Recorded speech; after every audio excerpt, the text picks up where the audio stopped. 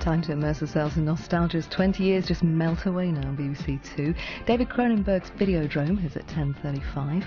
After I Love the 80s kicks off with Prince Charming himself.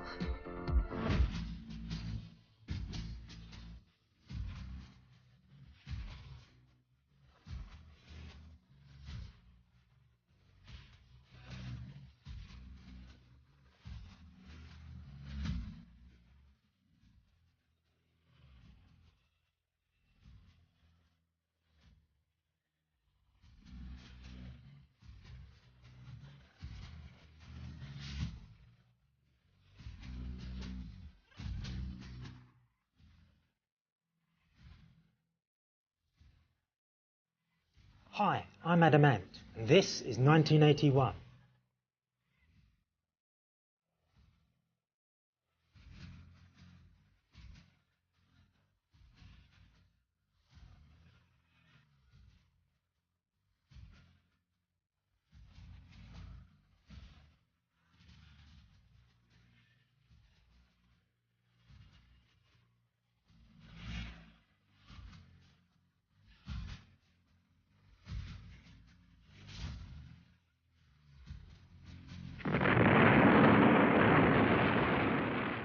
On the 9th of May 1981, a song called Stand and Deliver went into the charts at #1.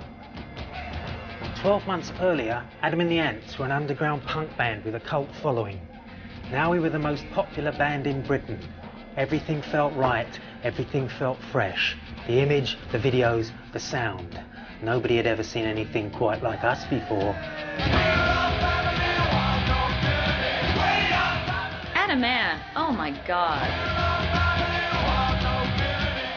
What a beautiful, beautiful man he was. Absolutely gorgeous. And the fact that he was in a band and he was interested in me was fantastic. Kings of the Wild Frontier is a great album. They made some fantastic songs. This is the first time we've done this in nearly 20 years. 1, 2, 1, 2, 3, 4.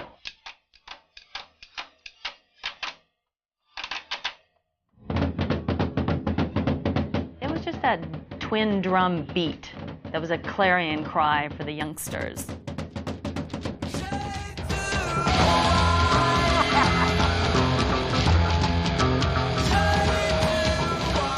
To hear two drummers on stage and that Burundi beat, it really did take your breath away.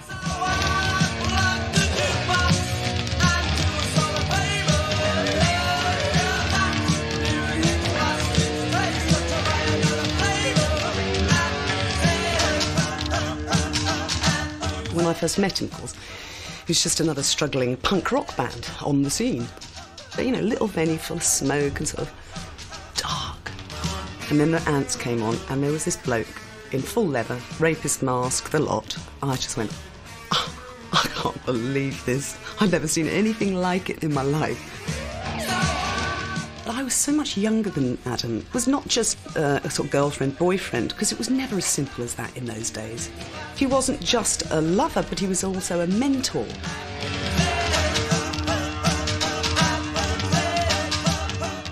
Well, I'd always consider myself to be in a punk band and sort of a punk artist. I guess for anybody who really loved the idea of punk but didn't want to get into the spitting or the heroin or the snot, you know, Adam Ant was kind of a nice, pleasant alternative. I suppose he was a bit of a transitional sort of period between punk and new romantic. Right now, no show seems to be complete without a band called Adam and the Ants. The reason is because they're going on tour currently, and you'll see for yourself. Live on the show tonight, let's welcome hit 13, Dog Eat Dog.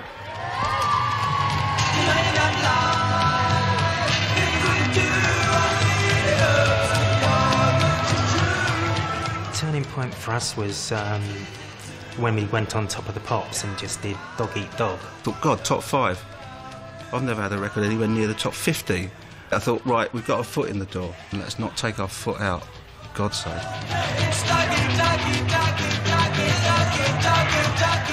The fan base changed, I guess, as the records started selling, but you don't see that because you only see that at concerts. We stopped a tour and it was kind of a pretty heavy punk audience, and 3 months later we'd do another tour and it wasn't a punk audience, it was all little girls. What's happened to the punks? Oh, thank God they've gone, you know. It became evident that his audience was getting considerably younger. Good morning. Oh, good morning. You've sent the place into total turmoil. We've got hundreds and hundreds of young ladies all ringing up and melting our phones. Oh, dear. I want to speak to him. Stand and Deliver is about daylight robbery, you know, robbing people's attention as opposed to robbing their stuff. I'm the dandy highwayman New York you scared to mention. I spend my cash on looking flash and grabbing your attention. I remember the dress I got from Berman and Nathan's belonged to Glenda Jackson. I think it was the first time I'd ever been on camera. Stand and deliver the money of your life. He was one of the first to use the then quite new medium of a promotional video to project himself. Even though you fool your soul, your conscience will be mine. Hardly anyone had videos, and it's very hard to convince record companies that videos were worth making because, well, they're very expensive. But somehow Adam convinced them. Stand and Deliver, where it all went really pantomime and theatrical. We're the dandy highwaymen, so tired of excuses, of dealing in philosophies where only showbiz loses. A lot of people said it was very carry-on. Englishness was a big part of his aesthetic, I think. And quite camp. He opened doors for a lot of people like Boy George and people like that. I have to say, Adam had fantastic vision. He had a great sense of what he thought was the next move. Everything he seemed to do was so breathtakingly fresh.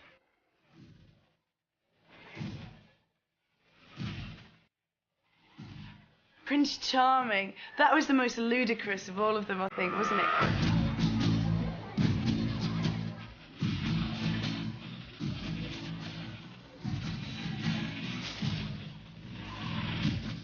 In one of his sort of sitting on the sofa, intensely writing sessions, he suddenly said, I've invented a dance. I could do you the dance which went like that, you know. What? Everyone watching? Marcel. He decided no one could dance to it, so I think he decided, well, he should invent his own dance that goes with it. 1, 2, 3, 4. It was part of our identity. We used to jump off the desks in special adamant mode.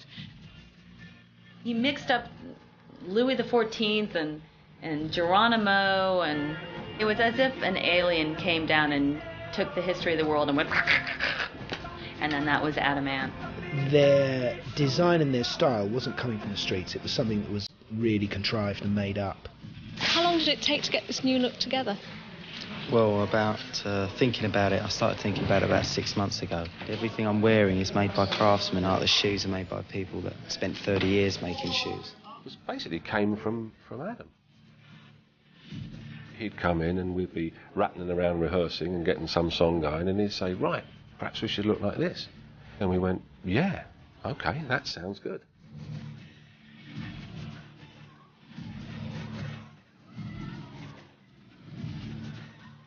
We liked the glam rock side of things, with Rock's music, David Bowie, you know. I mean, it was totally normal to sort of, you know, put loads of makeup. You didn't even think about it. We all knew how to do our own makeup, and we were very good at doing our own makeup. You can see on the side we have the kiss curl, which you could draw with, you know, black eyebrow pencil. Every time, you know, I dated somebody, or I'd sort of say, oh, would you slow down, let me watch that bit. We have the beauty spots and the little red heart up here. I feel absolutely certain that every single girl felt that love heart was drawn especially for them. And then we've also done a gold line above his lips and right on the inside of the lips. His lips were a bit glistening, weren't they? I've never liked that really in a man.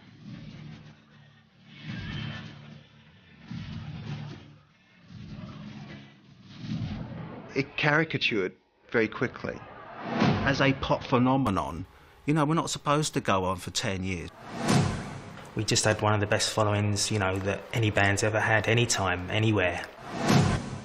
I think he did ask me out for a date once as well, a couple of times. And he bought me chocolate mousse.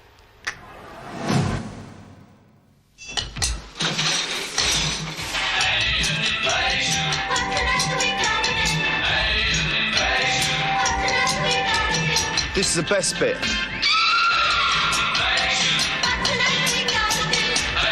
I think we'll take a break. Have a break. Have a Kit Kat. What do you think? You can't sing, you can't play, you look awful. You'll go a long way. If you thought guys with medallions, Hawaiian shirts and dodgy black moustaches were a thing of the 70s, then think again. Magnum was great. Magnum was the thing I used to absolutely love as a kid. I mean, he was the colour of mahogany, and he looked like a block of flats in a posing pouch. Magnum P.I. was a fellow who sported quite an impressive tash.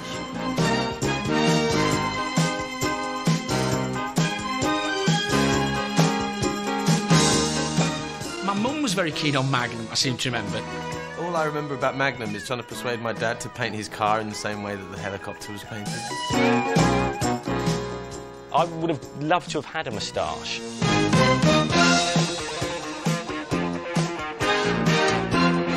Hawaii Five-0 had just ended, and CBS wanted another detective show on. Ski, Lieutenant Magnum. Tom Selleck as a private eye in Hawaii. That was what they wanted. I heard you're playing like a detective.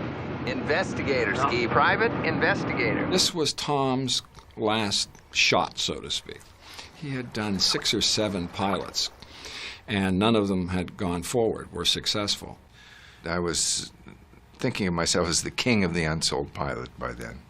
I think Magnum was the 7th pilot where I had a lead in a television series if it sold, and it kept me I was a pretty well-kept secret. Take me to 265 Kahului Drive. I ain't running no taxi service. He wasn't a good private investigator. He was about the most stumbling, bumbling guy. And then he got these other 2 stumbling, bumbling guys, and only through their sincerity and belief in doing the right thing did they stumble and bumble on the right thing. A lot of our cases weren't solved. Could you get me a little lower? If I wanted to water ski with this chopper, which I don't. You don't look like a private eye. Private investigator. I want to hire you to help me find my little sister, Carol Ann. Why'd you come to me? Well, you're a private investigator. Yeah, I know. There are 37 private investigators in the Honolulu phone book. Why me? It was a bit like Bergerac, wasn't it? It was island-related detective hijinks. Don't know what to say. So you owe me one. All that running around solving crimes, God, it'd be exhausting going with someone like that. Were they all Hawaiian-related crimes? Like, someone's stolen my grass skirt, Magnum. And at 2:30, you received a call from an hysterical woman who said the rabbit died.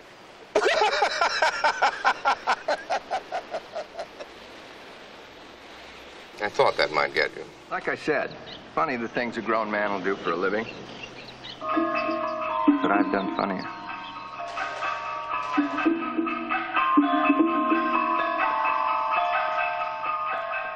When we got the pickup for the series, CBS and I had a lot of difficulties over elements of the series. Vietnam was one of them. Magnum was an emotional show because you had a lot of Nam flashbacks. I think it was the first action show to have someone have a Nam flashback. They recognized this as really the first show in American television that recognized Vietnam veterans in a positive light. Water bug blue. This is Homeward Angel. You guys down there? Here you had 3 veterans who weren't axe murderers, but they were pretty responsible human beings who adjusted to coming back out of the military. Negative. We got a hook there near that river. That was an essential element to motivate all these characters. So that was pretty neat.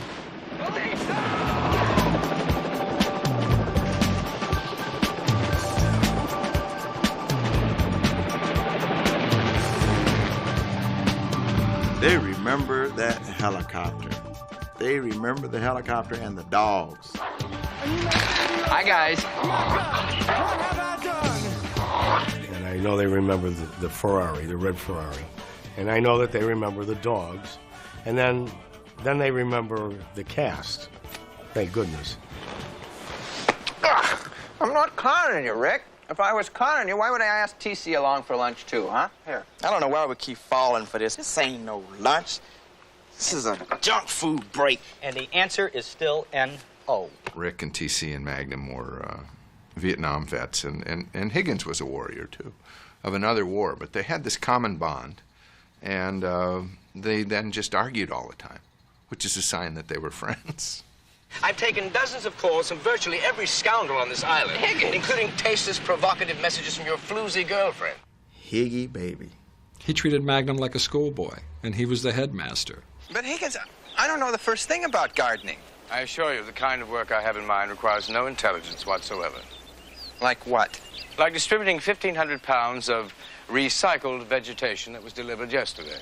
Recycled vegetation? What do you mean recycled vegetation? Recycled how? Through a cow.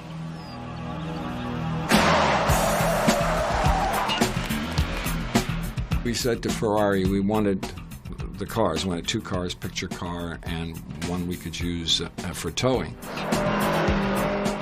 Don't look at the dogs, work the lock. Work the lock, work the lock. Don't look at the dogs. You looked at the dogs. Ferrari wanted to charge us and so forth, so I threatened to put him into Porsche. We got our Ferraris. Sometimes everything goes exactly as planned. Sometimes it doesn't. I hated that car. Yeah, I guess he did hate the car. How can you be an undercover cop with the brightest car?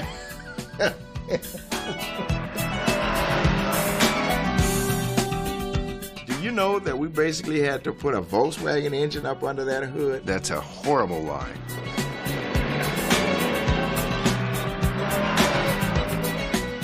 Do you know there's a rubber band in this helicopter? That's typical what Roger would say it was a Volkswagen engine. I'm not surprised. He never had no girls. He never had any girls driving around in that red Ferrari, did he? Come on, one beer! As you watch Magnum in later life, you suddenly realise maybe the moustache was a sign. Maybe it was a gay hotbed. Higgins, you're a romantic. Yes, I suppose I am.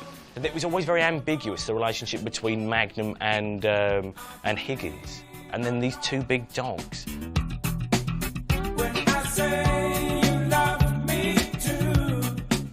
Why didn't people just stop and say, Tom, why have you gone for this deliberately gay image? I see he's still sporting a hefty brush above his lip. Very much of the San Francisco circa 72 homosexual gentleman variety. However, he was much beloved by middle-aged ladies. I'm so glad you never shaved that off. That's a beautiful brush. I probably had the best time of my life. I really had. Actually, I might have had too good of a time. I was having fun. But I didn't know how much fun I was having until I look back on it and say, boy, we had a ball there. You know, I always considered it a major achievement that after 8 years we still spoke to each other, because a lot of television shows don't end up that way.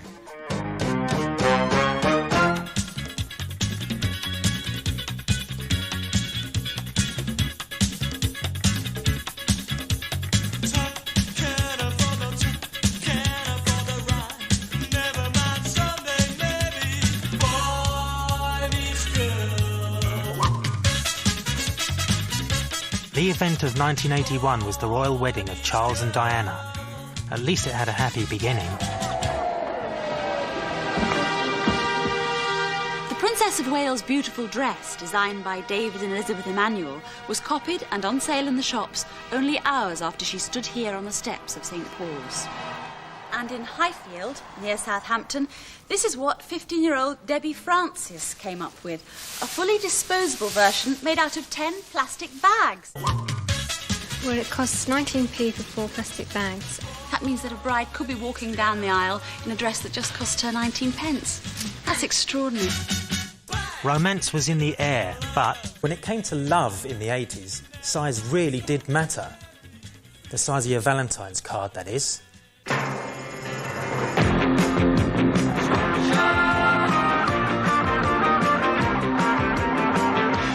Very happy Valentine's Day to you. Thank you very much indeed to everybody who's been sending in lovely works of art for the studio. We've been decorating the place. And we have our special Valentine's board here. There's a pretty one at the top. Isn't that nice? Happy Valentine's Day! It's our overacting spot. When they begin, they begin. Valentine's Day, I like to think of it as a sort of arid desert scape with some tumbleweed just blowing across. I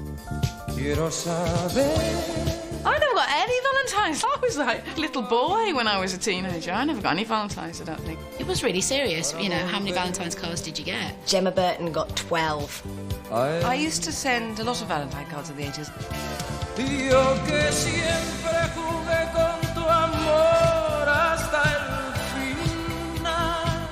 I remember sending some Valentine's cards. I made one and it had loads of sweets in the shape of a heart. It had full-on chews on the front, and it was the heaviest card anyone's ever received. I sent a Valentine's card to Hilary Thorpe, and I got somebody else to write in it. It was a fairly pathetic kind of heart shape with a teddy on it on a swing with another teddy, and they were holding hands. It was kind of, you know, came with a free vomit bag. Did you spray perfume on it as well? Cheapo perfume. It was probably impulse.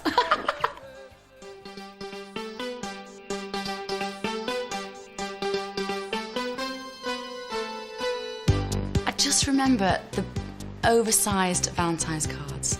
The bigger, the better. Like, if the postman could actually fit it through your door, forget it.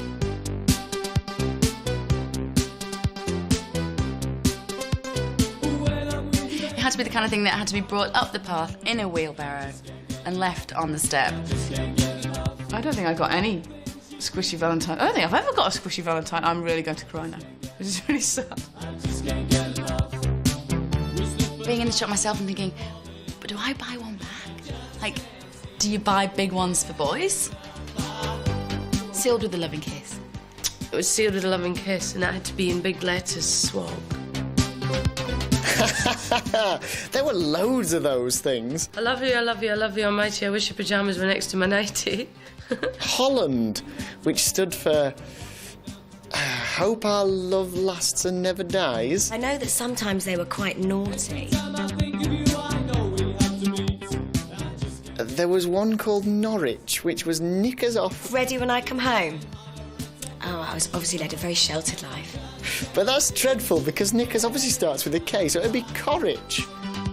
There was one India, but I haven't got a clue what it stood for, even now.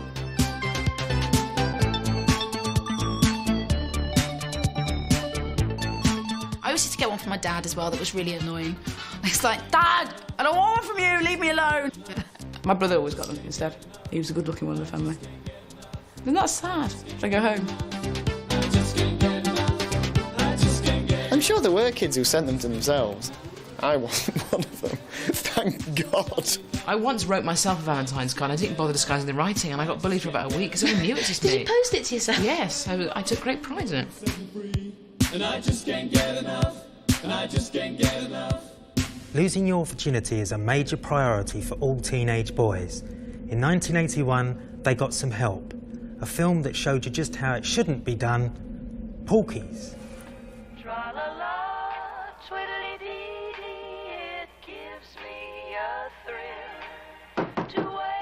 Edward, you'll be late to school. Edward Morris. Porky's was, I guess, the first encounter that you'd have, if you're around my age, of essentially what was known as a blue movie. That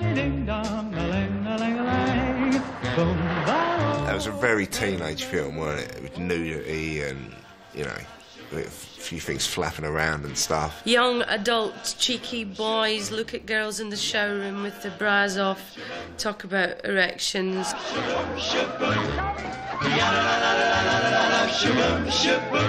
I remember the thought process of sex. I think that time you was very happy that you got a little glimpse of something, you know? Wasn't it about humorous goings-on at a school, like American Pie? Oh, boy. Turn me on.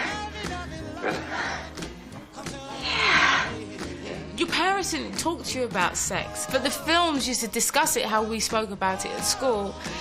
Yeah. And I don't think it influenced you to go out and have sex, but I think it definitely made you feel a lot easier about yourself that, wow, okay, these other kids are feeling the same way. They want to do the same things. It was cool. You guys, wait up! The character I played, Pee-wee, you know, just basically what all 16-year-olds are doing at that age, and that's, you know, checking it out, checking the scene. And so that's what it was about. Hey, what are you looking so glum about, Pee-wee? Look, man, this is getting serious. I gotta get laid. The first movie, Porky's 1, basically was about a group of guys trying to get my character... Can you say laid on English, Davey? What's so funny about that character? He was just shed his clothes. He was there. Okay, I'm ready.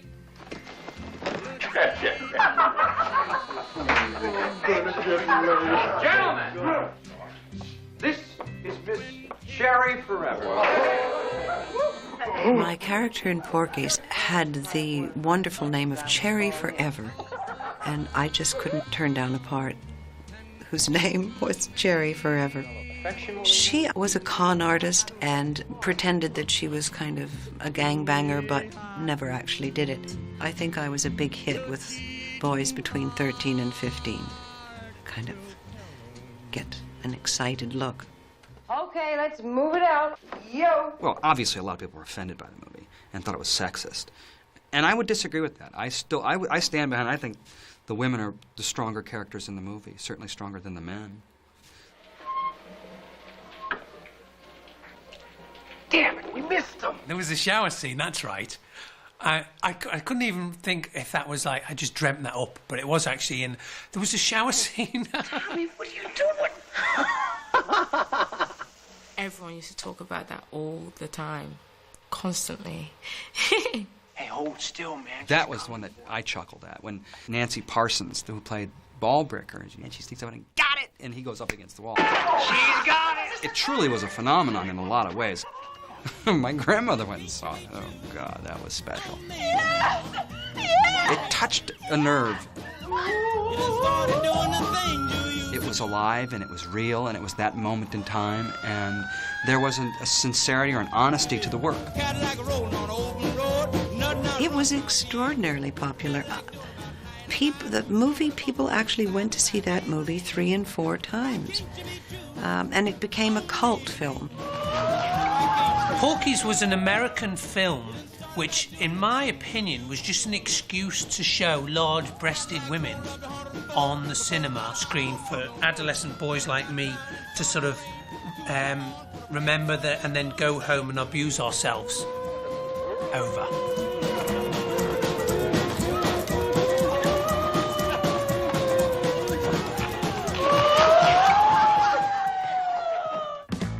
Pink suit, green door, a quiff and swivel hips.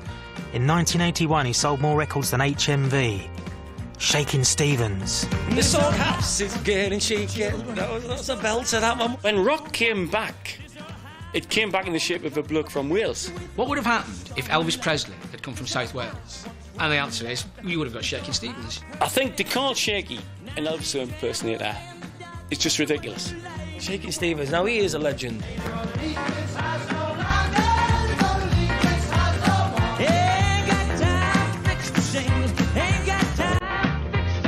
Along comes an artist who's filling a gap. I thought it was rather clever, really. The one word I can use to describe Shakin' Stevens was wholesome. He was what he was. It was just like you saw on the packet. Shaky was good. He wasn't bad.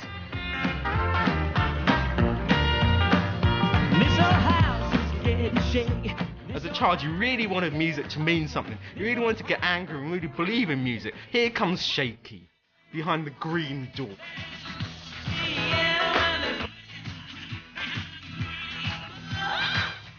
I was writing songs about jungles of Jupiter and thunder in the mountains, and Shaky goes and releases one about a door. Please.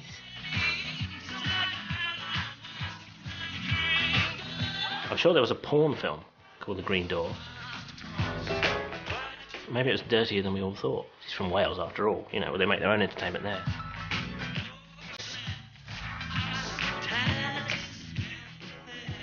I can't recall if he had a green door, but he definitely had a house on Camden Road. Where is he coming from? Rock and roll 50s, played mum and dad music. A world pop great. It was just madness, really, wasn't it, when you look back? All that stuff about green doors. Look to him. Is he still going? I bet he is. Yeah, good luck to him. First there was Superman, then there was Batman, then came Spider-Man, and in 1981 there was Crumbs, Chief, it's Danger Mouse.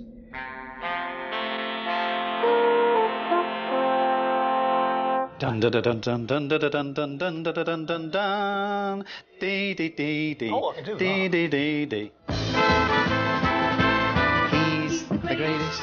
He's fantastic. Wherever there is danger, he'll be there.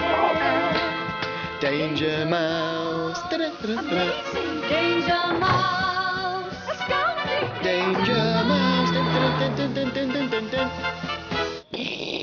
And the bomb blew up. Always made Penfold jump. I loved it. He was kind of like a divvy James Bond of mice, wasn't he? Sorry?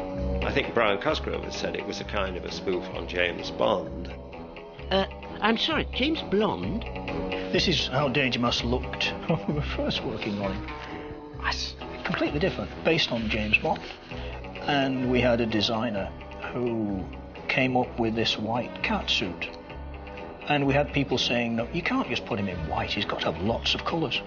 But we kept him in white and we didn't care. Oh dear, I do hate hanging about. Then when you get a writer involved, and when you get a voice like David Jason... Honey? I thought I heard voices. That becomes the character. Oh, nobody loves me. Everybody hates me. Danger Mouse was strangely sexy. I think it was his sort of smooth head and really huge ears. No one's talked about Fifi, because I never knew anyone called Fifi. I didn't know she lived at 26 Lodge Lit, and I had a moment. Why wouldn't you want to go out with Danger Mouse? I don't understand. London, home of the Cockney, the Winkle Stall, the Thames Gas Board, and, in a quiet Mayfair pillar box, the world's greatest detective, Danger Mouse, and his faithful assistant, Penfold. Oh, no, Chief. Remember me catching this man-eating shark in the Bahamas? Should I ever forget? I was the bait. Next slide, please. Oh, crumbs. And casting Terry Scott as Penfold was a brilliant move. Here, my brother and my friends have found a way to make 3 pence last forever. One of his early characters was a very silly child, like a baby brother. And Terry adapted this for Penfold, and it was perfect. Oh, curly whirly. It out-chews. Yeah, that's what it does. It out-chews everything for 3 pence. He used to come into the studio in the mornings with a reasonably normal voice, sit at the microphone and pump himself up. And he got squatter and fatter and redder. And his voice started to say, oh, good grief. Oh, good grief. Oh, crumbs, Chief. Oh, crikey. Ooh, crumbs. Crumbs. Crumbs, Chief. Oh, crumbs, and me with a sore arm. Oh, he was dead cute, wasn't he, Penfold? Penfold might have been Danger Mouse's sidekick, but Terry Scott was damned if he was going to be David Jason's sidekick. It's no use, Penfold. If only you had that spanner I gave you for Christmas. Do you mean this one, Chief? So the way that they tried to steal the show between them, although absolutely professional and not upsetting the show, was quite amazing, and it brought out the best in both of them. How are you going to get us out? I am going, Penfold, to use my head. Cool, Chief. Didn't that hurt? No, didn't feel a thing. So you had kind of these normal animals that made sense in this very normal sort of London setting, and then these just absurd storylines. I think we broke the mould a little. I think the surrealism and the oddity that we put into the shows was a bit of a surprise, I think. Crumbs, Danger Mouse. What's the matter? Someone's broken in and pitched our washing machine. I wouldn't be too sure.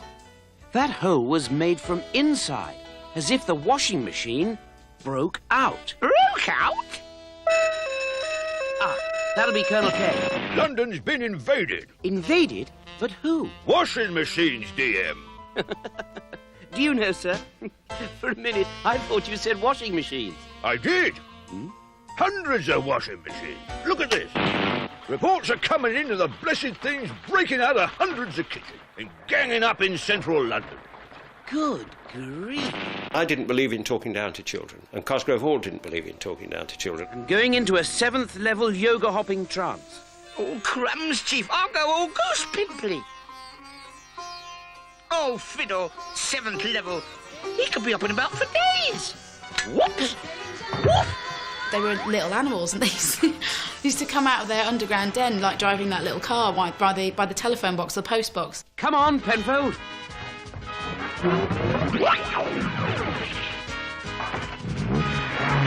That actually was a standard scene. It saved us doing animation again and again and again. The Mark III. Yes, nice car. Pity about the co-driver. Oh, crumbs. Couldn't you go a bit slow, could you, please? Sorry, Penfold. Got to get to the North Pole. The other way to cope with a shortage of money was there were lots of adventures in the Arctic, because that was all white, so there was hardly any background to paint. And my suits were Savile Row, not thermal underwear, thank you. But ahead of our heroes in the frozen wastes of the Arctic, Greenback is plotting evil. Fire, idiot! Or they were trapped in a cellar or a cave somewhere with no lights on, so all you saw were 3 eyes. Penfold's 2 and Danger Mouse's 1 blinking in the gloom for about 30 seconds, which is astonishingly cheap. Cool. I hope it stays dark. Why is that, Penfold? So I can't see the ghosts. There was something there for everybody, you know. It was a rich but mad Christmas pudding. Can Danger Mouse and Penfold survive this latest peril? Tune in for the next exciting episode of...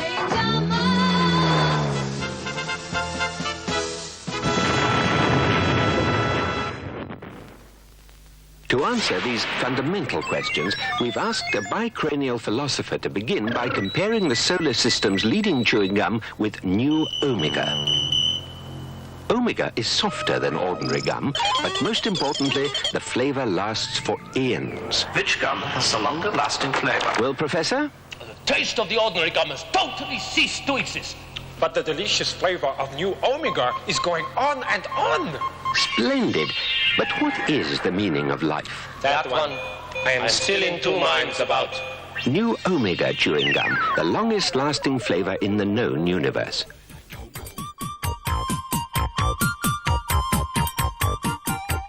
You know, in 1981, top executives clearly did not have enough work to do.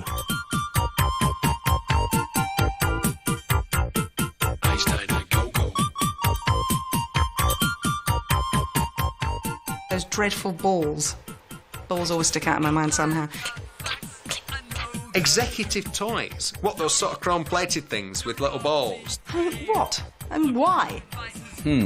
Well, I suppose it's fair to say that I guess I started the madness. In this monstrous thing here that everyone loves to hate, which is Newton's cradle, we call it ball race. It was originally developed by an American in wood, and we decided that it was something that would work in chrome and steel. It performs absolutely no function whatsoever. It is fascinating. It demonstrates Newton's first law of motion, which is every action has an equal opposite reaction. It's about the only bit of science I know. So that when you pull one ball back, there's only enough energy to push one out the other end. If you pull 2 back, it has the energy for 2. Yeah, Dad had one of those. I used to love it. He had them probably because he had an office in the house, because he's a surgeon, so he used to have a consulting room at home. He probably got them so that his patients would walk in and go, oh, he's obviously kosher. He's got exec toys on his desk, you know. Designing toys for executives is a bit of a hit-and-miss business. You can't be sure what will appeal to their fertile minds. But one thing is certain, they love to play games. You'd start to wonder, I wonder who bought this? I wonder if he bought it? Or did his secretary buy it? Desperate to think of what to give him for Christmas. Well, there's a growing industry which believes that the way to the heart of a businessman like Lord Curtin is through his executive toy. Everything from electronic gadgets and executive red tape to board games called Ulcer and Rat Race. We used to play with them, though. I wasn't allowed to. I used to sneak in there and have a play. They were only interesting for 2 minutes, though, weren't they? If that, really. Kids would realise immediately that they were crap and sort of not steal them. Today we're selling things like this, which is a giant match lighter, It's a very surreal piece of humour. You took the end off and there was a cigarette lighter. We couldn't sell this 10 years ago. There was no market for something as strange and bizarre as that. Completely ridiculous, totally absurd, absolutely no need for it. What else was there? Was there the thing where you pushed your face into it, or was that later? Dynamite lighter we have in this pocket. So, what was... Hold on. What, you did that? And this was something else that we did in about the same time, which was called oscillation. Things that kind of waved on your desk, I'm not sure what they were. Piano wire with magnets on the top that are repelling each other. I can't make it work. The Mercury Maze is the latest in a long line of bestsellers. This firm has already sold 40,000 at £4 a time. Mercury Maze, you can see that one, which was couldn't make this anymore, it would be completely illegal. You've got the piece of mercury floating about, and if you're not careful, it kind of splits and breaks up into all different sections. I can't imagine spending much time sitting with this without trying to take it apart. Oh, yeah. That's great, isn't it? The thing is, truthfully, that really, in the 80s, bad stuff sold as well. They're like a joke that someone keeps telling you again and again and again until you want to kill them. We like to think we were ahead of our time. I suspect in some ways we were. And this is about as silly as we get, which is a nail through the head. It's a very old joke. But we eventually became behind our time and gave up.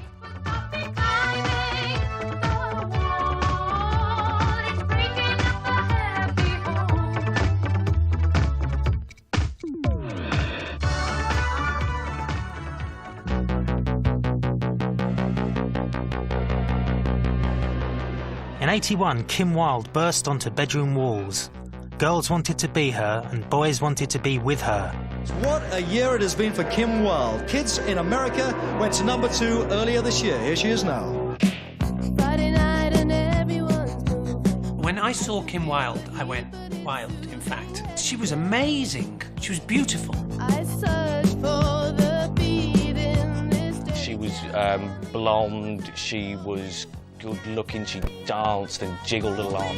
We're the kids in America. We're the kids in America. Whoa. Everybody lives for the music around. All my mates fancied Kim. It was a nightmare. Bright lights and music gets faster. Kids in America, for me, was this complete fantasy. I'd never been to America, and everyone said, why are you saying Kids in America? I didn't really have a very good answer, except I thought it was a fantastic pop record. Hot shot, give me no problems. Much later, baby, you'll be saying never mind. I wrote Kids in America in about half an hour, no longer than that. It was really quick. Me and Dad just sat down one night in the front room and had me little wasp synthesizer, whacking away, and it just suddenly came. We're the kids in America.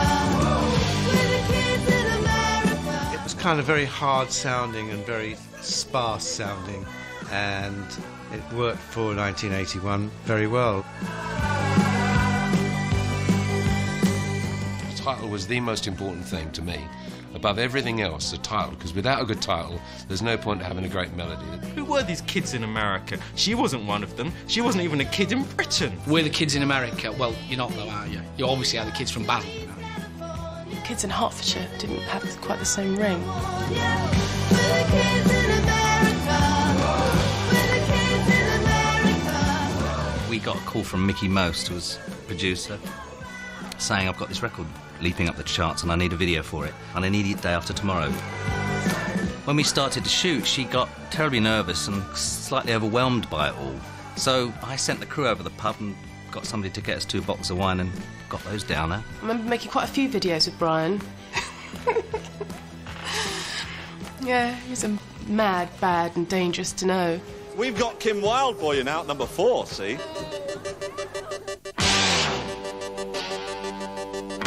Don't remember anything about Checkered Love. I don't remember how the concept came up or anything. All I do remember was there was a shower in it. I was determined to put Kim in a shower. Brian was asking me to do sort of clench my fists and stuff under the shower. And I still, to this day, don't know really what that was supposed to mean. I did it, of course, as directed.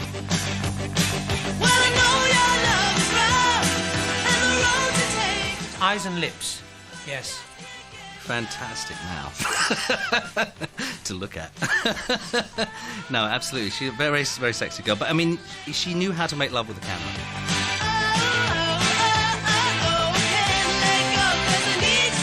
I remember sort of having this sort of connection with the camera, which I found surprisingly easy to do, and to watch it and to look at it and to dare it and flirt with it. There was a slight distance to her as well, which I thought was quite interesting. It was just Kim moving around. She could have been singing in a different language. I just was besotted by Kim Wilde. Cambodia followed that. I do remember that. I think I'd watched Apocalypse Now too many times and had delusions of being a movie director. Cambodia was definitely a high point. The beginning of the first verse goes, "Well, he was Thailand-based," which is one of the greatest opening lines in pop. Well, he was Thailand-based, she was an Air Force wife. He used to fly weekends. It was the easy life. Easy life. I guess you'll never know what got inside her soul. She couldn't make it out, just couldn't take it off. Doing Cambodia was pretty scary because I was like lying on the floor and this huge fat boa constrictor thing was slithering all over me, and a tarantula was sort of trotted. And I was like, oh, never again. I should never work with those animals again.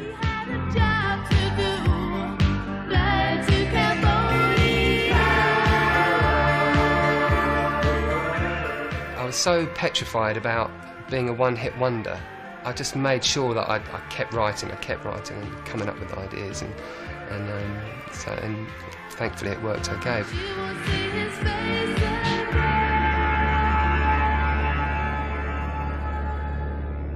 Kim, to begin with, was this wonderful girl next door image, and then she slowly became a real sex bomb later in the decade. But of course, I was growing up in front of the public, and I you know, there were some major faux pas, I think, stylistically speaking, and I think one of the ones that I'm least happy with, and I knew it at the time, but I thought I'll give it a go, and it was this sort of had a sort of a bondage vibe going to it.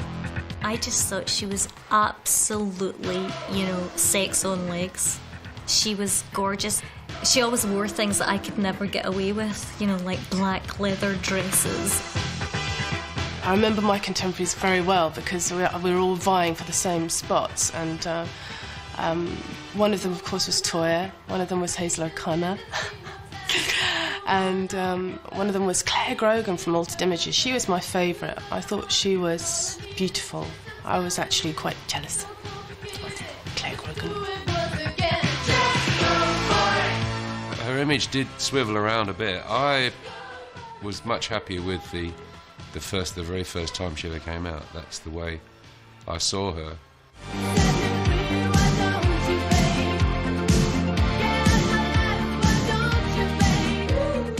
When she was hot, and nobody knows how long that's going to last. I had the career I wanted, and I never felt that I was cut short just because it wasn't more, it wasn't like someone else's, or it wasn't as big as so-and-so's.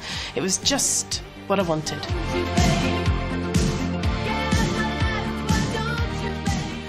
I often wonder, now she's a gardener, sort of professional gardener, if she's still got that old stripy t-shirt that she used to wear, because people do keep old clothes for the garden, don't they?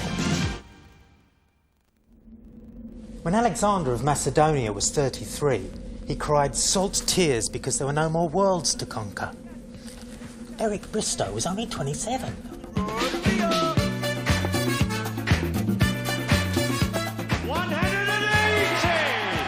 In 1981, I won everything. I mean, I was the only player to ever do it. I won the World Cup singles, I won the News of the World, I won every world title there was. Up he goes like a rocket. There's the winner, Eric Bristow. Eric played the bad guy. Well, he's mouthy, rude, but most of it was all show.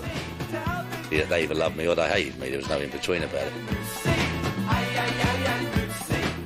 We found dance players then who were just outrageous characters. To win 57 11. They drank a bit. They were larger than life.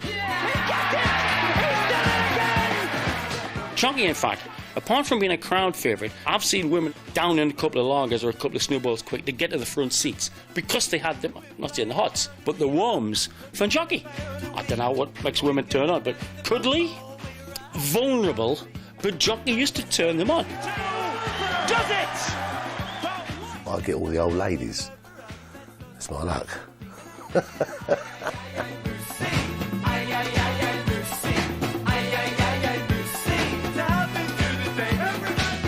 Dart players drink. Game on. So it's Fat Belly to go first. And it's a good start. Double vodka. You don't walk into a pub, get your darts out, go on a dartboard and have a throw. I mean, the first thing you do when you walk into a pub is you go to the bar and order a drink. It's a double brandy. And another double brandy. Can he make it 3 doubles on his very first go? He's done it. That's 140 milligrams. 140 milligrams. It's like cigarettes and matches, I suppose, or fire and water. They go together. After a couple of beers, you tend to relax and you can play a bit of darts. He's gone for a triple scotch. That'll help. That'll keep him in the game. So I can play darts without a beer, but I wouldn't feel as good. And, oh, would you believe it? It went in, but it's come out again. It was great to switch on at night. We had kebab and watch the drinking. It was the first time a working class subculture had really exploded on the box.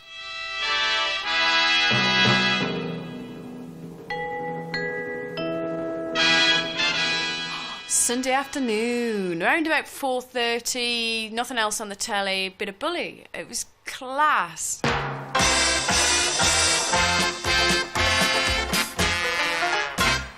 It was like waiting for Godot with caravanettes. It was so bleak. It was a show for sadists. It was postmodern structuralist. Probably Marquis de Sade's only venture into game show. If you played a kind of a sombre music over the top of it and just redubbed it, it could be quite a harrowing, moving thing.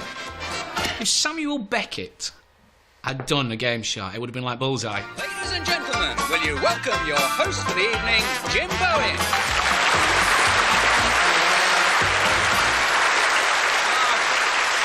Thanks very much. You're very kind. Lovely. Thank you. Welcome to Bullseye. It's a game about the nation's most popular indoor sport. You knew his career was over, in the nicest way, and he'd managed to kind of get onto this weird darts-based game show. It's a game about general knowledge and about the skill of dart playing, and it's a game which involves the winning of cash and some super prizes. I watched it, I thought, this is awful.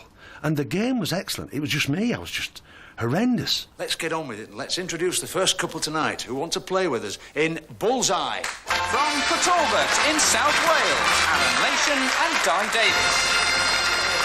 The first show that went out set the television industry back 20 years. Come on, young sir, all the way from Barnsley. See what Yorkshire here at stake, the whole of Yorkshire watching you. That's great. Yes, sit down. It was a silly game, Bullseye, and Jim Bowen was nervous as hell, always was. Lovely to see you with us. Yeah, are you a bit nervous? Just a little bit. Oh, you mustn't be nervous. Don't worry about it. We can always do it again if it goes wrong. Don't worry about it. I was looking for my lights on the camera, you know. Where am I? What's next? I'm looking for autocue. I'm looking for God, basically, assistance, anything. John the Baptist would have done on half-day closing. And what's going to happen now, this board is going to revolve, and when it turns round, you'll see exactly what I mean by general knowledge. Bullseye was Christmas party at Crossroads Motel with a shaky scenery. And you see when you see this super board that it's not a normal dartboard. No frills, no sophistication at all. Very hard to watch as a consequence, but just incredible as a piece of theatre in its own right. Diane. I'd like to try a £30 question on books, please. £30 question on books. And he's done very well for you there. He's got your £10 question on myths. That's very good, that. It was always questions at the top. Right, £10. What did Medusa have in place of hair? Wriggling snakes. Exactly right for £10, so you say. And it would whittle it down till there was one couple left. Well, wasn't that a Titanic struggle? It really was, but you did superbly. You really did very well. Nothing to be ashamed of there. Jim Bowen hands out a bunch of used tenors. Well, you've done all right, really. You haven't done too badly. You've got £30 there. 10. 20, 30. This is better than the YTS, isn't it? Yeah. This is a brass chalk holder. And a souvenir chalk holder, which you can put your chalk into, do your adding up. And the same for you, Gordon. Thanks very much indeed. It's been lovely having you with us. And we used to give them these unashamedly. We weren't embarrassed about it. We said, and there's your brass chalk holder. They say, oh, thank you, really, very good.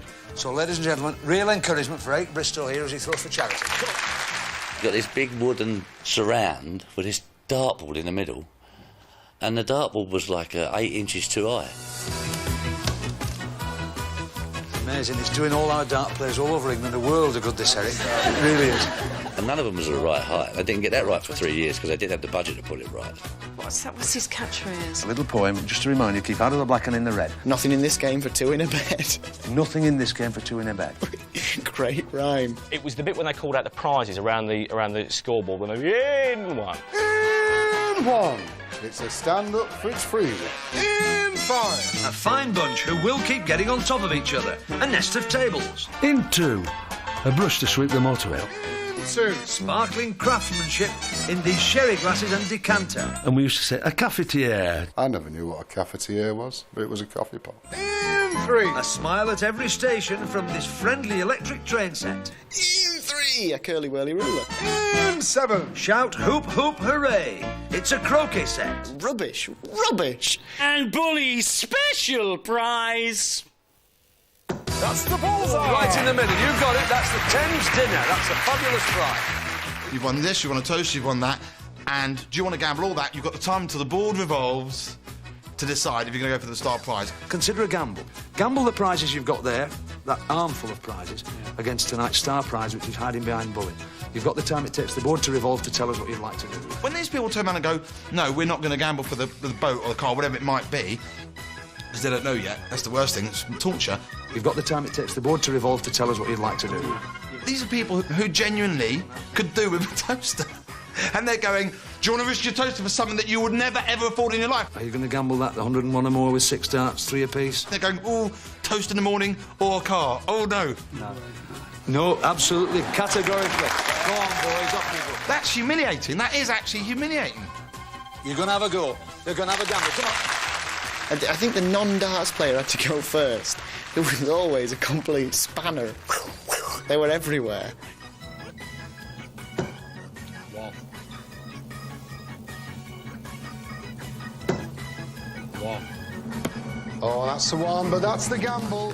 I'll show you what you would have won. I've got to say, look at what you could have won. Oh, what? Don't show me what I would have won. Take it away. I didn't win it. And they always won speedboats and water skis. Oh, there it is. It's a superb speedboat. What use is a speedboat and a water ski to most people, to anyone, really? All you want in a game show is loads of money coming out the ceiling. You're off to Barbados with Dale Winton. Not on Bullseye. This is for tonight's star prize. 101 or more. And at the end of the programme, if you think about it, all human frailty lay there at the end. There was greed. That's 20. Envy, weakness. That's 40. Bottle. Satisfaction, joy. That's 40. Despair. Everything was there in that last 2 minutes. Nice and steady. That's it. Tonight's star prize. Come and have a look at it. Marvellous. Have a look at it. Come on. Up you go. Look at that. Ask anybody who went on Bullseye. It was a great day for them. Fabulous day. Great. Smashing. Super.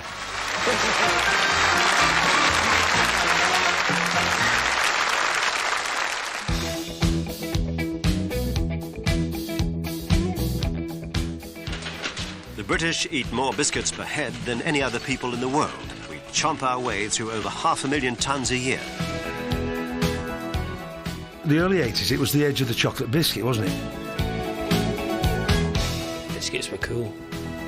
The biscuits in? Oh. Taste is a very individual thing. At research and development laboratories, they experiment endlessly in pursuit of that most elusive of all essences, popular taste. On special days, I'd get a United bar. How do you persuade a nation of biscuit eaters to eat even more? By advertising. My name is Stan. The interesting thing about any chocolate snack is the promise of them, and that comes in the theme tune. 5, 4, 3, 2, 1. 5, 4, 3, 2, 1. Chocolate flavor coating comes first in 5, 4, 3, 2, 1. Then crunch into light, crispy rice. Wagon wheels, though, were brilliant. 4 wheels on my wagon. I started to think there was a funny flavour of them once too. There was a kind of butterscotchy layer in the middle too. That was good. 2 wheels on my wagon, and I'm sure hungry. A wagon wheel. It's an epic experience. Wagon wheel's okay, but an orange club is just what it's all about. It's the taste, the chocolate, the biscuit on the inside, then the orange, it just tops it off. I love Orange Club. I'll be munching and crunching and munching by a club. I suppose biscuits became part of British culture because tea was. There is something about a proper British tea-dunking biscuit. Drink's too wet without one. The pop music scene and the fashion scene have been influenced by a new youth cult, the New Romantics or the Blitz Kids. 1981 was the year it began for all you old romantics. Well, everyone's wondering what the next big thing is. They felt that they'd discovered it here at this club called the Blitz. Excitedly, documentary makers and photographers from all over the world were coming down and lining up outside to see what was going on. I saw the most baroque, exotic, decadent-looking people that I'd ever witnessed before. All my age, all about 20, 21, 19. It was a place that I felt I could belong to. This was my chance, because I was too young for punk. I mean, we consider ourselves as being the most modern dressers and thinkers in London at any given time. I know it's very conceited, but it's just the way we feel. Spandau at the beginning, was very much into, that baroque look of lots of stuff thrown around our neck.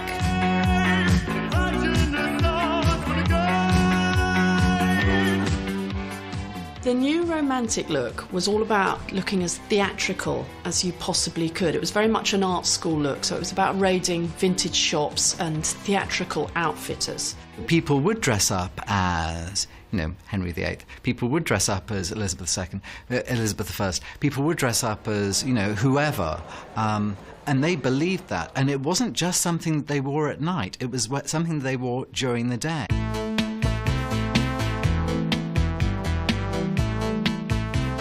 The more black there was, the more lace there was, the more bow lips and gaunt cheekbones, the more I thought I looked absolutely stunning, like you do.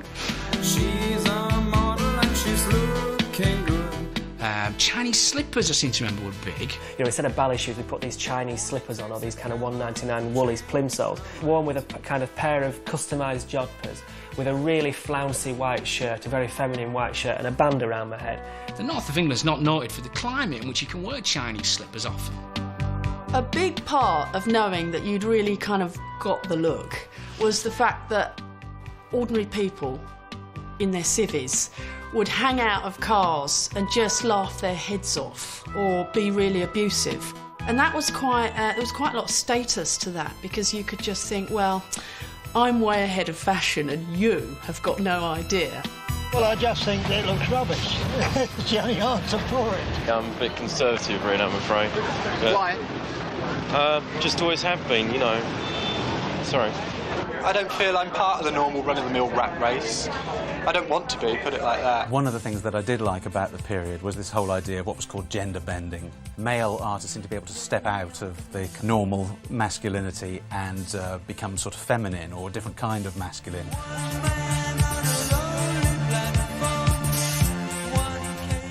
The makeup was very theatrical. The first thing that it was about was putting a very white base on, and there would be a canvas to do anything in. Your zigzags and this kind of very geometric early 80s art of bright coloured zigzags, putting them everywhere, highlighting the eyes with zigzags going up to the hair, joining the hair to the eyes.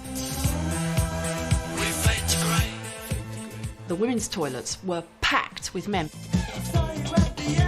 You could not make your way to the cubicles, and if you did, you had to fight through these kind of enormous sort of hairstyles and the stench of hairspray. Hairspray gave us an option on the quiff that we'd never had before.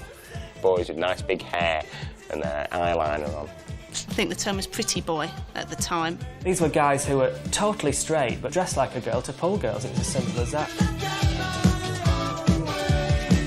I think that's lovely. We never wore makeup. We'd wear a little bit of makeup doing TV, as everyone did, but we weren't really a makeup band. Certainly Duran wore makeup. Good evening, welcome to Top of the Pops. On the programme tonight, Phil Collins, The Who, Motorhead and Adam and the Ants. And spinning like an apple just outside the top 40, Duran Duran.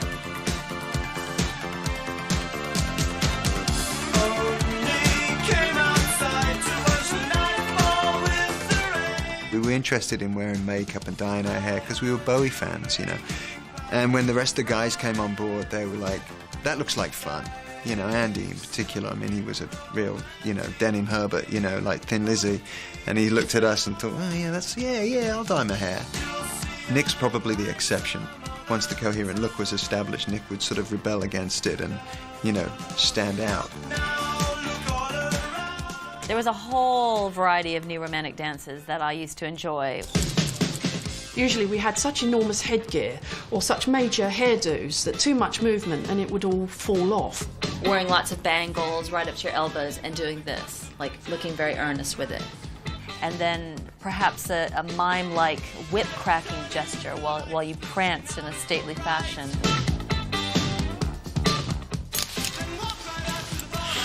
Head in the air, lots of air up the nostrils.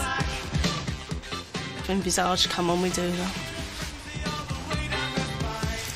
It wasn't fun. It was very uncool to look like you're having too much fun. That was the whole idea. You didn't smile, you just tried to look like you were dead cool. Just going into a club and posing for a couple of hours.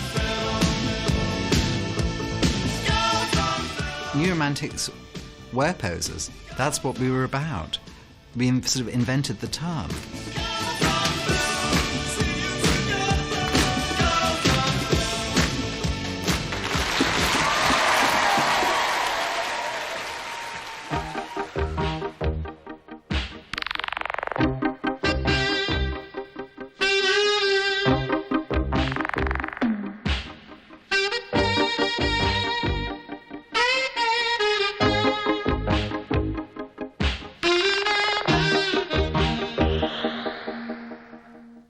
Before the 80s, pencil cases were just for pencils. In 1981, opening your pencil case was like opening Pandora's box. Smelly rubbers! Smelly rubbers, yeah. Yeah, strawberry one I had. Yeah, you rub them and... Well, we used to smell them all the time. You don't happen to have a rubber, do you? Michelle, you wanted a rubber? If you have one, yes, it would be very nice, please. Because, you see, I've got this...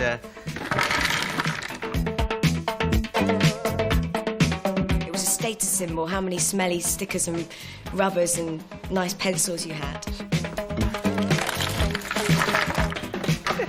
But I never had them. These girls used to sit behind me and all that, and they had a banana one, and he used to smell great, and he used to go, let me have a sniff of your rubber for a bit. You know what I mean? And I just sit there at my hand while I'm writing. There's a set of teeth. Have you got any of those smelly ones? Yeah, I've got a little cologne one there. And that smells of cologne, does it? Let's have a smell.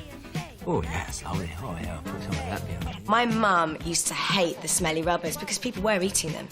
Let's encourage children to put things in their mouths they're not supposed to. It was like a strawberry one. It was only a little block left because I've been using it like mad.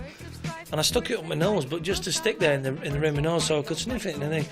And he went, you know, I got stuck there. And I couldn't get it out, and I was trying to blow it out in the end. All the class was gathered around my table trying to get this rubber out my nose. That's no one to do a band in the end. There's just one thing. You haven't seen a pencil anywhere, have you? Food imitation was quite a vogue in the early 80s, 81. Totally kitsch, unbelievably kitsch, but usually had a kind of theme of combining a rubber or a pencil or a piece of notepaper with a food stuff. We created little chip sharpeners, hamburger magnets, which children swapped around, little French fry pens, and of course the idea of fast food was catching on in a big way.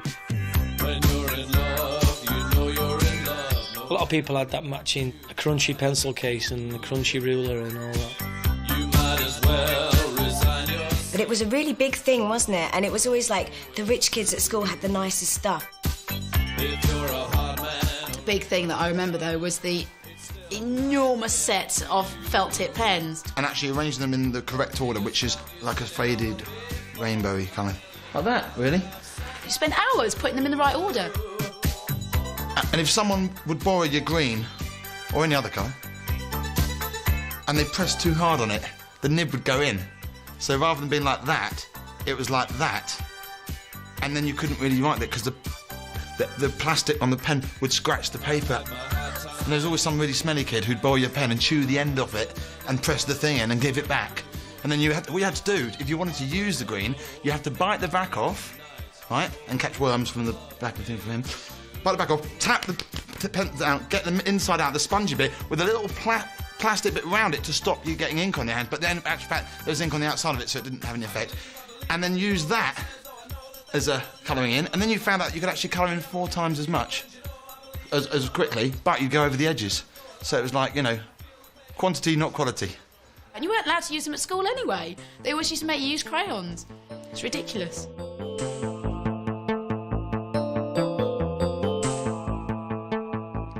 Back that book. Back that book. Back that book. Back that book. Was that about covering your books? Yes, absolutely. Stickers. What? Back that book. Back that book. You'd make the book a sort of black, shiny colour or whatever, and then onto that you put stickers. You'd cut out things. My bedroom was done out with brick wallpaper, so that's the offcuts that I had on my book, so it looked like I was carrying bricks to school. If you came in and your exercise book was back with flowery wallpaper, you've had it for the rest of the year. That's it. I didn't have any wallpaper, so I just used a magazine. I had a meat advert from Sainsbury's, so I just had a big leg of lamb on my physics book. And I think the teacher was quite impressed. I thought it was like the Andy Warhol of my physics class.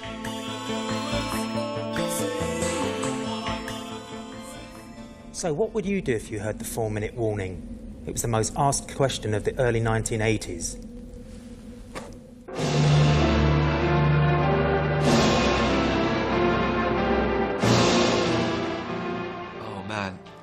If there had been a 4-minute warning when I was a kid, I'd have run around the street screaming incoherently, I suspect. I would have had one last go on my computer game. I was going to get up, run across the hall, snog Hilary Thorpe, and then jump out of the gym window. But the thing is, I had a BBC Model B then, and it would have taken me 4 minutes to load up a game. You're on the bog, you're knackered, aren't you, really?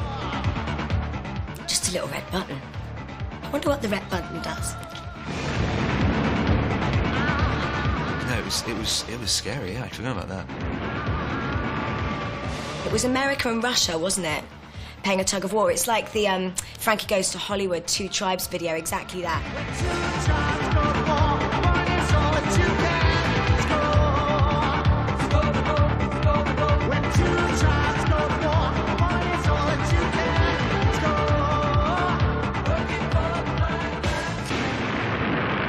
After a nuclear war, the whole of Europe could become a vast uninhabitable desert. At the time when I was 12, I was just really, really scared. The day has been marked by a number of demonstrations up and down the country. All I did in the early 80s was anti-nuclear demonstrations. Wandering about with Stop Nuclear Madness Now t-shirts on, and I should have been playing conkers and, you know, spitting and things. 3 days before the feared attack, the government will order the broadcasting authorities to transmit a series of official films telling people what to do. You had protect and survive, you had this kind of leaflet, you had this whole duck and cover mentality where any moment you were ready to sort of leap underneath your school desk and, you know, wait for 3 minutes for it to all be over. And it's that siren, the siren wailing. Ugh, really horrible. That puts chills down my spine, that sound, the sirens. Knowing that you've got to get down into the cellar with your tins of food and stuff.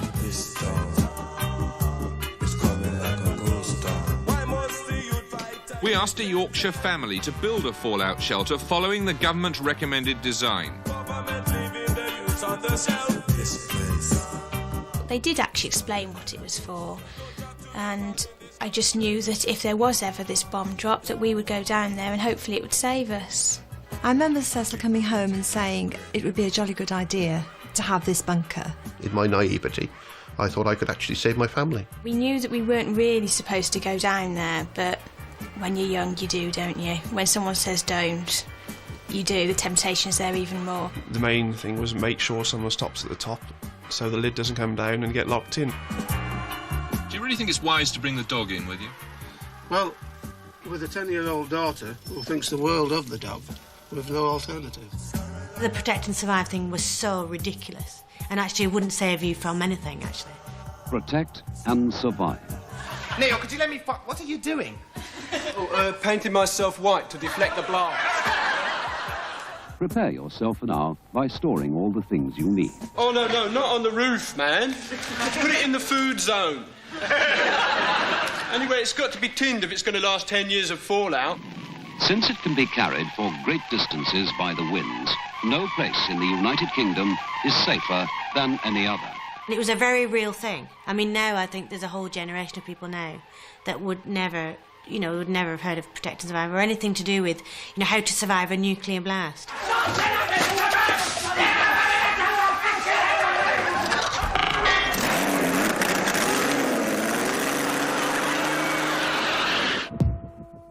The reality of nuclear war was brought home in a shocking TV drama.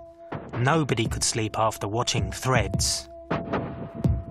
People were saying, well, we might even be able to win a nuclear war, and I thought, these people have no idea what they're talking about. One thing that television can do is kind of bring all the documentary evidence to bear, show them exactly what it would be like, bring home to everyday people what it would mean to them.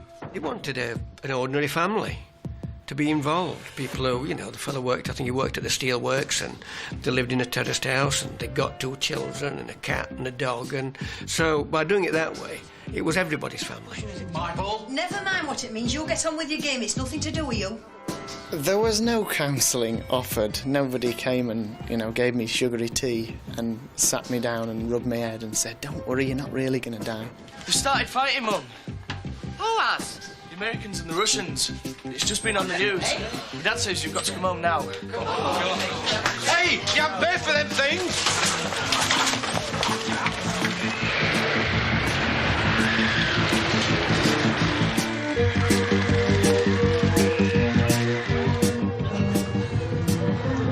Jesus Christ, they've done it. We were all talking about it at school the next day, and I think that halfway through I'd simply gone, oh, this is too much, I'm turning over. I came to a rather sticky end. I was blown up in an aviary in the back garden. Michael! I think I was probably the only person in my class to actually see to the very end of the film. Most of the people who I went to school with went to bed after I'd died, which was, fair enough. All I remember is these shots of people roaming across this sort of tattered landscape in rags while the nuclear winter began to descend, upon Britain. The fact that it was very bleak, that it was a woman that took you through the chaos, I think made it far more poignant. Is it safe to eat? Well, we've no choice, have we, unless we want to starve to death. It had an incredible impact. I mean, the day after, I can remember it was on the front page of newspapers. Very uncomfortable, but groundbreaking TV. There was a cartoon in the Times a couple of days later with 2 characters reading a newspaper, and the headline was Reagan's peace speech. One was saying to the other, do you think he saw Threads?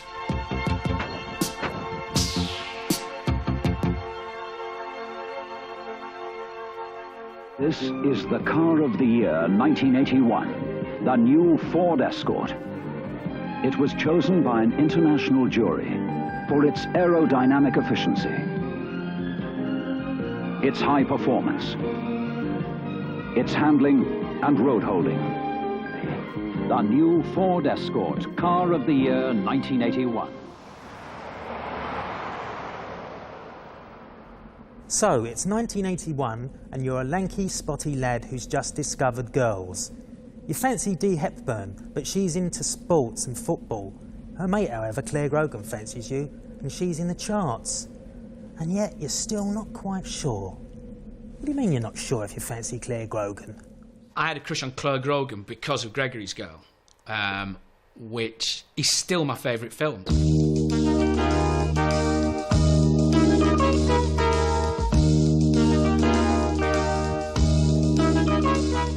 People just come up to me and say, "Are you Gregory's Girl?" They never really use my name. What do you want, dear? I'm here for the trial. Look, this is a football trial, dear. Maybe Miss McAlpine's up to something with a hockey team, I don't know. But this here is football. For boys. That's right. Football trial's 11 a.m. I saw the notice. It's the funniest film I've ever seen. It's still the funniest script. There's so many wonderful moments. The penguin that's never explained, that keeps the kid dressed as a penguin that keeps coming into the rooms and people go, "Hey, room 4. In a way, without being too grand about it, we're all penguins sort of struggling to find our nest and struggling to find our mate. Telo, dero. Oh, telo, dero. Chick Murray's fantastic in it. There's a wonderful bit where Chick Murray's playing the piano and stops to go, "Off you go, you small boys." Off you go, you small boys.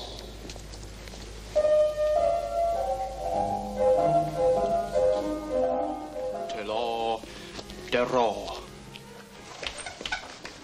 Room 16? And he goes out with that terrible girl who he's promised some chips to. Look, I've got to go home.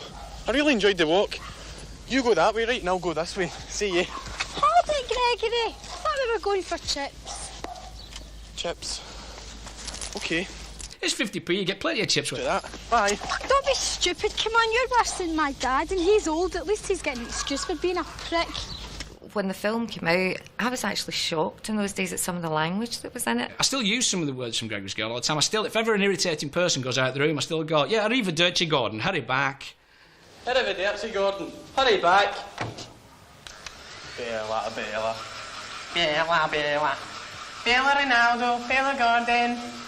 I like to do something special on Saturday night. Bella, Bella! It's such a funny film. Such a brilliant film about growing up. It's so true about being at school. It just struck a chord with people. I mean, everybody had known a Gregory or knew a Gregory. There's John Gordon Sinclair. He stars as Gregory, and he fancies this slightly tomboyish, good-looking girl who plays football. So, very appealing to me, you know. She's gorgeous.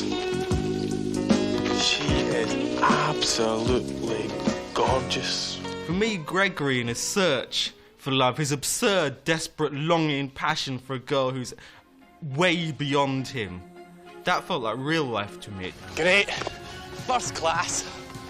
You know, your son, girl. I haven't got near the ball yet, eh? It's not, like your sort of Julia Roberts type movie where, it's all high gloss. It was kind of rugged. Gregory's Girl was very much like one of these Blue Jeans or Oh Boy type love stories. You could imagine, the film cut into stills and put into those black and white sketchy magazines, really. Would you like to come out with me? OK. I mean, a kind of date. I said OK. He instinctively fancies her because she's good-looking and she can play football, but, she's not actually really right for him. He needs a more eccentric woman, and that's what he ends up with. How's the football going? Oh, that's good. You need to cut that up a bit. It's a bit big. What about the goalie? Gregory. What do you make of Gregory?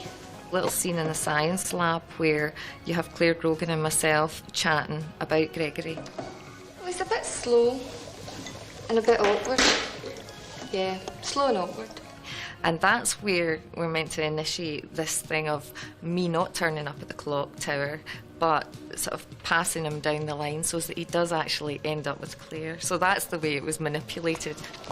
Hello, Gregory. What are you up to? When I read the script the first time, I was like, OK, so I get to do the snogging and not the football. That's fine. Nobody's looking. Gregory's Girl contains, for me, one of the most beautiful scenes of love and expression that I've ever seen, actually. Do you want to dance? It's really good. You just lie flat down, and dance. There's this bit in Gregory's Girl where they lie on their backs and they look up at the stars, and it's just fantastic.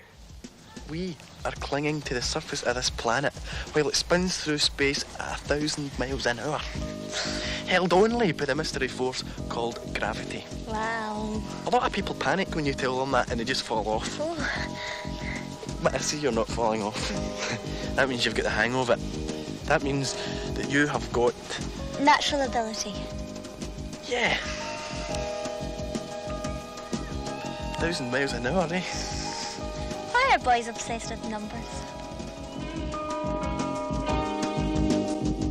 I think that some people grow up and they very sensibly want to be doctors or firemen or...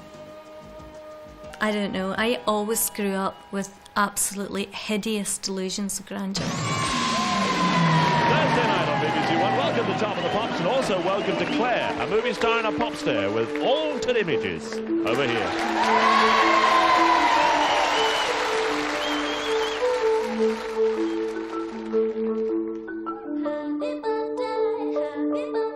She's really, really sexy, and she had a great song called Happy Birthday that she did with a band of hers. I don't know how you could be a red-blooded male and have followed music and not fancy Claire Grogan.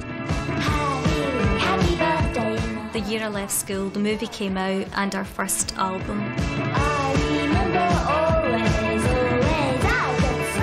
And I had this record contract and I was making this movie, and then I was going home at night to my mum's to have my tea and do the washing up. The first outfit I ever wore in Top of the Pops, it was my sister's outfit. So her first reaction to her wee sister being on Top of the Pops is, "She's wearing my clothes!" And she didn't ask.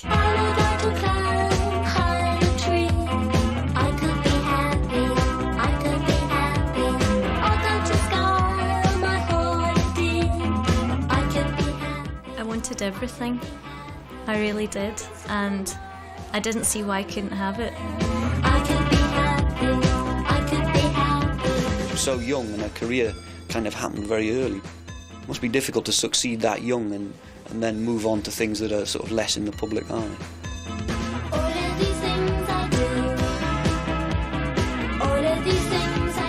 It was so bizarre. It really was extraordinary and very, very exciting.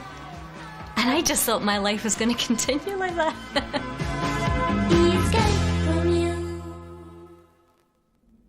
So that's what we did for fun in 1981.